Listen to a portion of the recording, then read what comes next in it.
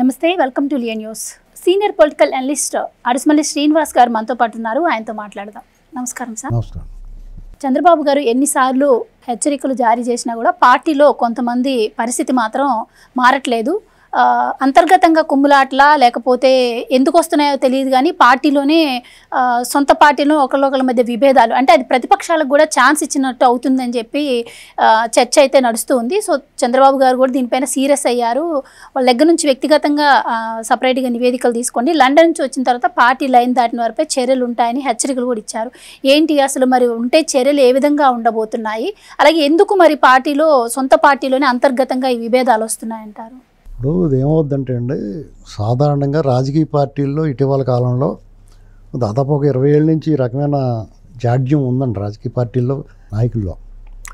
రాజకీయ పార్టీకి సాధారణంగా ఎన్నికల్లో క్షేత్రస్థాయి నుంచి కార్యకర్తలతో అనుబంధం, పార్టీ పట్ల నిబద్ధత, సిద్ధాంతాల పట్ల అవగాహన, ఒక ఎమోషనల్ బాండింగు ఉందనుకోండి పార్టీతోటి. వాళ్ళు పార్టీకి నష్టం జరిగి ఏదన్నా చేయాలంటే మాట్లాడాలంటే ఆలోచిస్తారు. ఎందుకంటే వాళ్ళకి నష్టం జరిగినా భరిస్తారు, త్యాగం అది. కొంతమంది నాయకులు వాళ్ళకి నష్టం జరుగుతున్నా, వాళ్ళకి అవకాశాలు రాకపోయినా ఓపికగా ఎందుకు భరిస్తారంటే వాళ్ళ రియాక్షన్ వల్ల పార్టీకి ఏదైనా స్ట్రక్చర్కి ఇబ్బంది వస్తుందేమో, పార్టీకి చెడ్డ పేరు వస్తుందేమో అని ఆలోచిస్తారు. ఇటువంటి లక్షణం చాలామంది సీనియర్ నాయకుల్లో ఉండేది. పార్టీ పట్ల అంకితభావం ఉన్న వాళ్ళకి, పార్టీ నుంచి వచ్చిన వాళ్ళకి సడన్గా హెలికాప్టర్ మించి లేకపోతే పారాచూట్లు వేసి దిగిన వాళ్ళు ఉంటారు. కొంతమంది రాత్రి ఫేమస్ ఫోకస్లోకి వచ్చిన వాళ్ళు ఉంటారు రకరకాల కారణాలతోటి. వాళ్ళకి ఇదంతా కూడా తమ పాపులారిటీ అనుకుంటారు, తమ ముఖార విందం చూసి, రూపురేఖల లావణ్యాలు చూసి వచ్చింది ఇదంతా అనుకుంటారు. అది చాలా తప్పు అని ఎప్పటికప్పుడు చరిత్ర నిరూపిస్తూ వచ్చింది. అదంతా తప్పు, ఇది నీకేం సీన్ లేదు, ఇదంతా ఒక వేదిక, ఒక నీడ. అలా అనుకునే వాళ్ళు పార్టీ నుంచి బయటికి వెళ్ళి విడిగా పోటీ చేసుకున్నాను కూడా ఈ చంద్రబాబు గారు సీరియస్గానే మాట్లాడినట్టు. ఇప్పుడు అలా కాదండి, మీకు చాలామంది అలా అనుకుంటారు. ఎప్పటికప్పుడు అది అంతా ఒట్టిదని తెలిసినా కానీ నమ్మరు. మీకు దానికి ఎగ్జాంపుల్ ఏంటంటే, మొన్న 5 సంవత్సరాలు అనేటువంటిది ఒక విచిత్రమైన పరిస్థితి. అంటే చాలామంది 2019కి ముందు ఎవరికి తెలియని వాళ్ళు 2019 తర్వాత చాలామందికి తెలిసి జనాల్లో నోళ్ళలో నానేరు. అందులో మాలాంటి వాళ్ళు కూడా.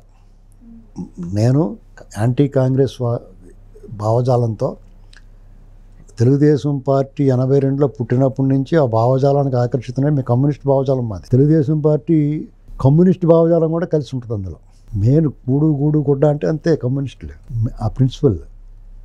పైగా సామాజిక చైతన్యం, సామాజిక విప్లవం తీసుకొచ్చిన పార్టీ. మన భావజాలానికి చాలా దగ్గరగా ఉన్నది. కాబట్టి మేము 82 నుంచి ఆ పార్టీతో అటాచ్మెంట్ ఉంది. ఆ పార్టీకి పనిచేసాం, ఓట్లు వేయించాం, ఆ పార్టీ ప్రచారం చేసాం. ఇప్పుడు మీ యూట్యూబ్లో మాట్లాడిందంతా నలుగురిలో బయట మాట్లాడుతూ ఉండేవాళ్ళు. మా ఇది కొత్త ఉద్యోగం ఏం కాదు, కొత్తగా మాట్లాడింది ఏం కాదు. అప్పుడు పరిధి పరిమితం, ఇప్పుడు పరిధి విస్తృతం కాబట్టి నలుగురికి తెలుసాం, అంతే సింపుల్. అది మా గొప్పతనం, మేము భలేగా మాట్లాడామని అనుకోకూడదు. నాలాగా ఆంధ్రప్రదేశ్లో కానీ తెలుగు వాళ్ళలో కానీ కనీసం 1 కోటి మంది ఉంటారు మాట్లాడేవాళ్ళు, కెమెరా ఫీర్ లేకుండా. అది నేను అందరిలో మాకు అవకాశం వచ్చింది, నేను మాట్లాడాను. ఎవరికాక అలా బాగా మాట్లాడే వాళ్ళకి వేరే వాళ్ళు కూడా అవకాశం వస్తే వాళ్ళు మాట్లాడతారు. ఇది నేను చాలా తోపు తురుము అని అనుకోకూడదు, ఫస్ట్ పాయింట్. అలా అనుకుంటే నేను మెట్లు దిగడం మొదలెట్టినట్టు. అలాగా గెలిచిన వాళ్ళు కొంతమంది ఉన్నారు. మొన్న ఏదో రూపంలో పార్టీ అధిష్టానాన్ని దగ్గరే ప్రజల మనసు గెలుచుకుని జగన్మోహన్ రెడ్డి మీద పోరాటం చేసి, అంతకుముందు ఏం చేసినా జగన్మోహన్ రెడ్డి అరాచక పాలన మీద పోరాడిన ప్రతి ఒక్కరికి ప్రజల మద్దతు లభించింది, ప్రజలు ఓన్ చేసుకున్నారు. దాన్ని దుర్వినియోగం చేసుకోకూడదు. అలాగే చాలా పాపులర్ అయిన వాళ్ళలో, ప్రజల్లో గుండెల్లో స్థానం సంపాదించుకున్న వాళ్ళలో రఘురామకృష్ణరాజు గారు, ఏబి వెంకటేశ్వరరావు గారు, కొలుపూడి శ్రీనివాసరావు గారు, బాలకోటయ్య, ఇలాగ అనేక మంది ఉన్నారు. వాళ్ళు రఘురామకృష్ణరాజు గారు మరి ఆయనకు కావాల్సినంత స్థానం, ఆయనకి ఇవ్వాల్సినంత స్థానం మిఠాయి పొట్టడం దొరకలేదు కదా. కానీ ఆయనకున్న ఎంపీ స్థానం మళ్ళీ తెచ్చుకోలేకపోయినా ఎమ్మెల్యేగా గెలిచాడు. ఆయన కోరుకున్నట్టుగా మంత్రి పదవి ఏం రాలేదు. అదే సార్, మీరు అన్నట్టు ఓపెన్గా మాట్లాడాలి అంటే డిప్యూటీ స్పీకర్ వచ్చింది. అయినా సరే ఆయన ఏమి అసంతృప్తిని కానీ వ్యక్తిని పార్టీకి వ్యతిరేకంగా మాట్లాడలా. ఆయన కూడా బేసిక్గా ఆ పార్టీతో పాటు పుట్టి పెరగలేదు, ఆయన మధ్యలో వచ్చిన ఆయన. కానీ ఆ వ్యక్తిత్వాన్ని బట్టి, ఆ వ్యక్తుల మనస్తత్వాలను బట్టి ప్రజల కోణంలో ఆలోచించిన వాళ్ళు అలా వ్యవహరిస్తారు. బాలకోటయ్య గారు లాంటి పోరాడాడు, అతనికి ఒక మంచి పదవి వచ్చింది, అతను గుర్తించింది, గౌరవించింది ప్రభుత్వం. అలాగే జనసేనలో ఇది నేను ఇప్పుడు పేర్లు చెప్పుకుంటా పోతే గంట పడుతుందని చెప్పలేదు, ఇలా చాలామంది చేశారు, సోషల్ మీడియాలో అయితే చేశారు. సార్ నాదొక క్వశ్చన్ ఏంటంటే ఓపెన్గా మాట్లాడాలంటే గ్రౌండ్ లెవెల్ నుంచి కష్టపడే వాళ్ళు చాలా మంది ఉన్నా కూడా చాలా మందికి పదవులు రాని పరిస్థితి మనం చూస్తూ ఉన్నాం. కానీ పదవులు వచ్చిన తర్వాత కూడా ఎందుకు అంటే వాళ్ళకి అవి సంతృప్తిని ఇవ్వక ఇలాంటివన్నీ రైజ్ అవుతున్నాయి అంటారా, లేదు అంటే వాళ్ళలో వాళ్ళకి పడట్లేదు అంటారా, అసలు ఏంటి ఎక్కడ ఈ లోపం ఏం జరుగుతుంది? లేదండి, ఇప్పుడు గ్రౌండ్లో కష్టపడినప్పుడు మొన్న యుద్ధం చేశారు, ప్రతి ఒక్కళ్ళు రక్తం చిందించి యుద్ధం చేసినట్టే, ప్రతి ఒక్కళ్ళు ఓట్లు వేసిన ప్రతి ఒక్కడు యుద్ధం చేసినట్టే జగన్మోహన్ రెడ్డికి వ్యతిరేకంగా. ఏదో యాదాలాపంగా వచ్చేసినట్టు కాదు, కసిగా వచ్చేసారు. మామూలు ఎలక్షన్కి ఏదో రకంగా డబ్బులు తీసుకుని మామూలుగానే పార్టీ భావజాలాలతో వచ్చి ఓటేస్తారు. మొన్న మాత్రం కసిగా వేశారు ఓటు. వాళ్ళందరికీ కూడా కొంతమందికి పదవులు కావాలని ఉంటుంది, కొంతమందికి ప్రాధాన్యత లభించాలని ఉంటుంది, కొంతమందికి ఏదైనా వర్కులు కావాలని ఉంటుంది, కొంతమంది ఉద్యోగాలు కావాలని ఉంటుంది, కొంతమందికి వాళ్ళ కోరిక ప్రకారం జగన్మోహన్ డీప్ సెట్లు కొడితే బాగుండని కోరికలు ఉంటాయి. ఇలాంటి అన్నట్లో నెరవేరుతాయి, ఎందుకంటే ఉన్నవాళ్ళందరికీ పదవులు ఎక్కడి నుంచి ఇస్తారు, వాళ్ళు ఇవ్వలేరు. అలా రాని వాళ్ళు చాలామంది సైలెంట్గానే ఉన్నారు. ఇప్పుడు మనకు అవకాశం వచ్చినట్టు చూద్దాంలే అని సర్దుకున్నారు. ఎందుకంటే చాలామంది ఎమ్మెల్యేలు పొత్తు వల్ల సీట్లు రాలా, వాళ్ళు సీట్లు కోల్పోయారు. ఎంతో కష్టపడి బోళ్ళని డబ్బు ఖర్చు పెట్టుకుని పార్టీకి పూర్వం నుంచి పార్టీ కార్యకర్తగా కష్టపడిన వాళ్ళు సీట్లు పోయినాయి, వేరే వాళ్ళకి పొత్తు ధర్మంగా ప్రకారం. వాళ్ళు కూడా మౌనంగానే ఉన్నారు. ఇలాగా అవకాశం వచ్చినప్పుడు పదవులు వచ్చినోడు పదవికి తగ్గ న్యాయం చేయడానికి ట్రై చేయాలి. ఆ పదవి తనకు తక్కువ అనుకున్నప్పుడు దాని జోలికి వెళ్ళటం మానేయాలి, పదవి వద్దనాలి. ఇవన్నీ కాకుండా కొంతమంది కొత్త వాళ్ళకి ఎమ్మెల్యేలుగా అవకాశం లభించింది. వాళ్ళకి జీవితంలో లైఫ్ టైం అచీవ్మెంట్ లాగా దరిదాపుల్లోకి వెళ్ళలేని వాళ్ళు తెలుగుదేశం పార్టీ వేదికగా వాళ్ళకు ఒక అవకాశం వచ్చినప్పుడు దాన్ని సద్వినియోగం చేసుకుని, లోటుపాట్లు ఉంటే సరి చేసుకుని, ఇంకా ముందుకెళ్ళి ఇంకా మంచి పేరు తెచ్చుకుని మీకు అవకాశం ఇచ్చిన పార్టీకి ప్రజలకి మేలు చేయడానికి ప్రయత్నం చేయాలి. ఇక్కడ ఏమవుతుందంటే చాలామంది ఇదంతా తమంతట వాడు లేడు అనుకుంటారు, సాగినంతకాలం చాలామంది అనుకుంటారు. అలాగా కళ్ళు పొరలు కమ్ముతాయి, మైకం వస్తుంది, ఒక రకమైన అధికారం మత్తు మైకం వస్తుంది. ఆ మైకంలో ఉన్నాను మన్నించండి అనే పాట ఉంటుంది. అలా అంటే కుదరదు. ఇక్కడ ఇది అధికారం, రాజ్యాధికారం ప్రజలతో సంబంధించింది. ఒక ప్రభుత్వము, రాజకీయ పార్టీ, ప్రజలు ఇలాంటి సంబంధించింది. దీంట్లో అలా అంటే కుదరదు. ప్రతి అడుగు ఆచి తూచి జాగ్రత్తగా చూసుకుని వేయాలి. ఎవరి మీద ఆరోపణలు చేసినట్టు ఒళ్ళు దగ్గర పెట్టుకుని చేయాలి.